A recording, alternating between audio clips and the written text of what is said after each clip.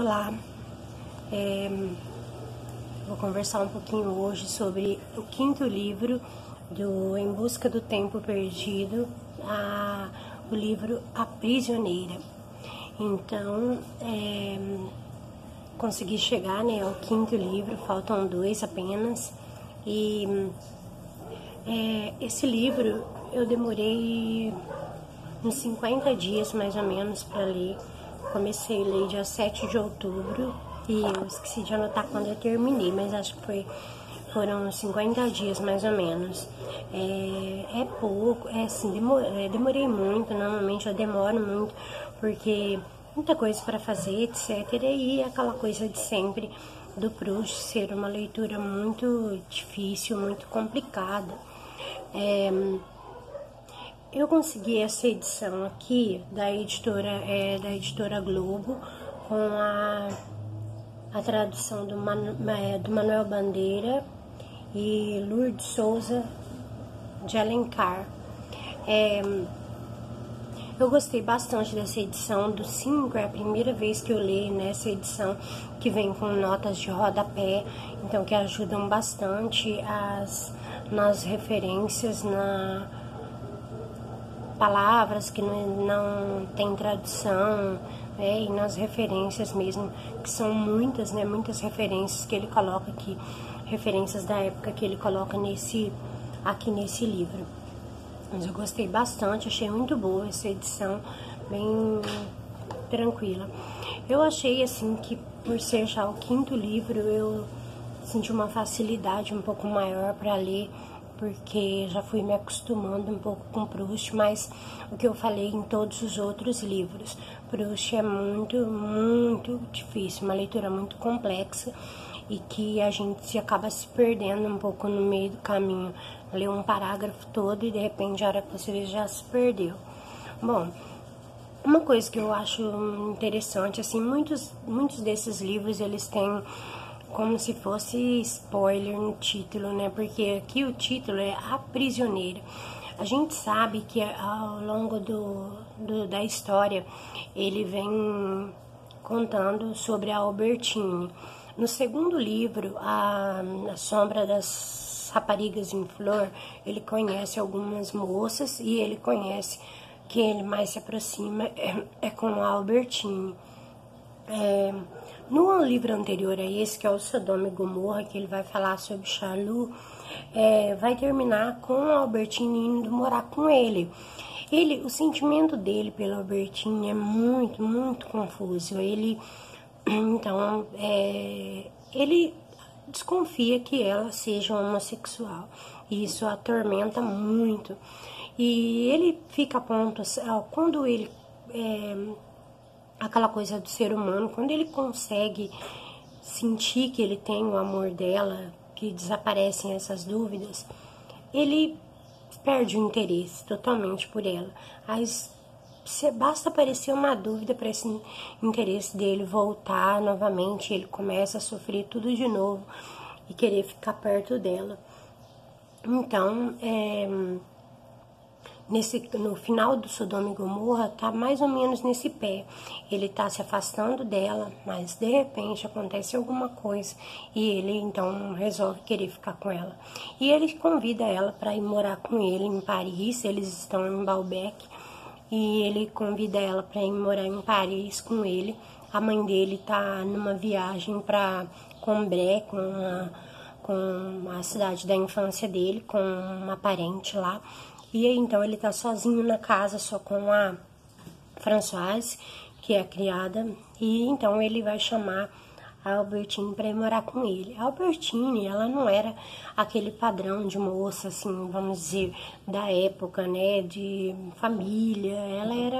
Ela era criada com uma tia, então, assim, ela era bem livre. Ela era uma moça bastante livre, assim. E aí, então, ela vai morar com ele. Mas por que ele chama ela para morar?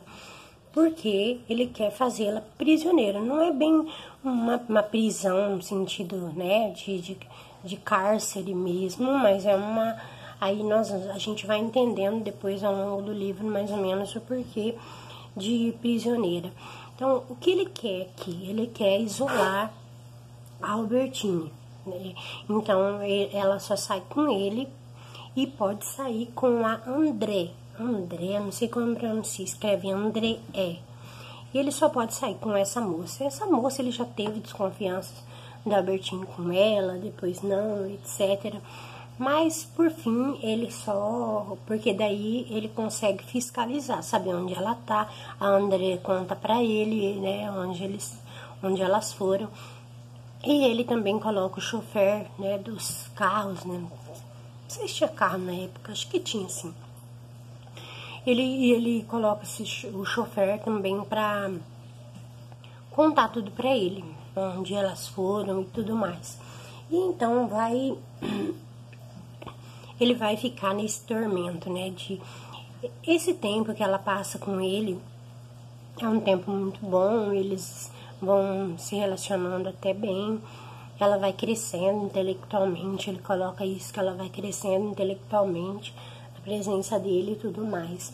Esse volume aqui, então, a cada volume, né, se passa num determinado lugar, ou num determinado salão, né, salão, porque essa história aqui do Marcel, eles frequentam a vida aristocrática, a elite, como eu já falei em vários outros livros.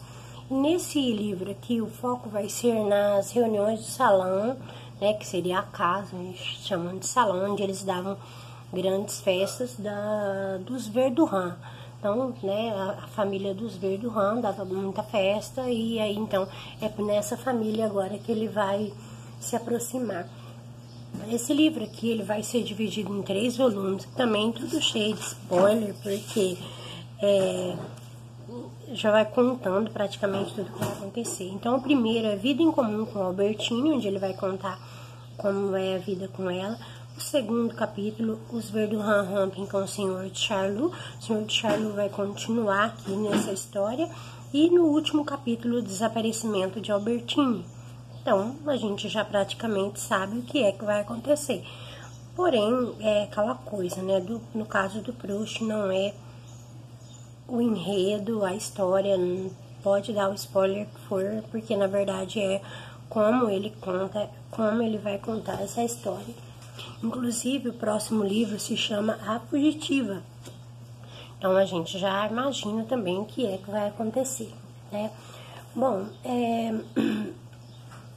no primeiro volume, lá no Caminho de Swan, tem umas cenas da infância dele que ele espera o beijo da mãe dele. Então, ele tem um conflito, assim, muito grande desse amor pela mãe dele. E ele espera a mãe dele dar um beijo nele toda noite. E tem uma noite que a mãe dele não aparece. Então, o engraçado é que ele pega essa cena de um dia que a mãe não dá o beijo nele e ele traz para essa vida com o Albertine. Então, por exemplo, fica esperando o beijo dela, embora seja diferente, mas ele fica esperando o beijo dela. E aí, quando esse beijo não vem, toda essa memória dele da infância retorna, né, vem à tona. Isso vem à tona, então, uma questão psicológica, assim, muito forte, né? A mãe dele acha bem estranho, né, uma moça morando, ela não aprova muito, mas ela tá longe, então sempre ela vai conversando com ele e achando estranho isso, né? Deixa eu ver o que mais posso falar aqui.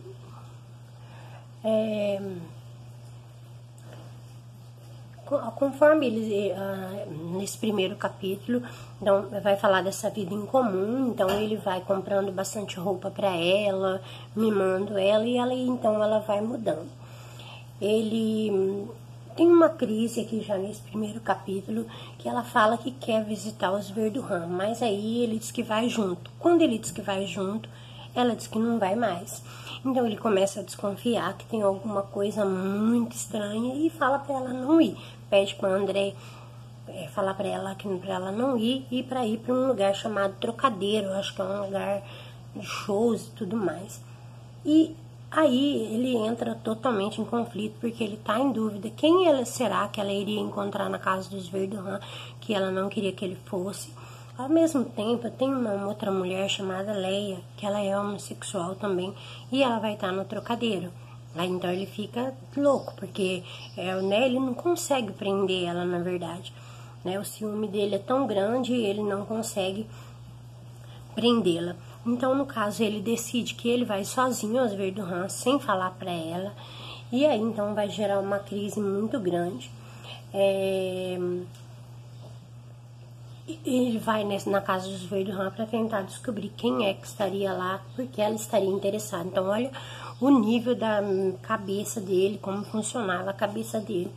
Então, ele começa a descobrir as mentiras dela, que ela mentiu muito para ele. Isso é muito complicado, porque aos poucos ele vai descobrindo várias mentiras. Então, ela é uma personagem bem também complexa da gente, né, psicologicamente a gente conseguir entender. No segundo capítulo já, então, os Verdurins rompem com o Senhor de Charlus. Aí é assim, o Senhor de Charlus, ele é gay, ele é homossexual, e ele tem esse relacionamento meio estranho, assim, com o Morel. O Morel, eu não sei se é assim que pronuncia não, em francês, não deve ser não, mas eu vou falar assim porque eu não pesquisei. Então, esse segundo capítulo começa com o Marcel encontrando o Morel chorando, porque o Morel vai se casar, né? Mas ele tá com medo de perder o dinheiro do barão. Aí vai ter uma festa na casa dos Verdurins e o barão que vai levar o Morel. O Morel é um músico que vai tocar nessa festa e o barão que vai levar. E aí vai gerar todo conflito, a gente vai entender por quê. É como se fosse a casa dos Verdurins, mas o barão que estivesse organizando a festa. Aí começa o primeiro conflito por uma pessoa que a senhora Verdurin queria convidar e o barão não convidou, e uma coisa assim.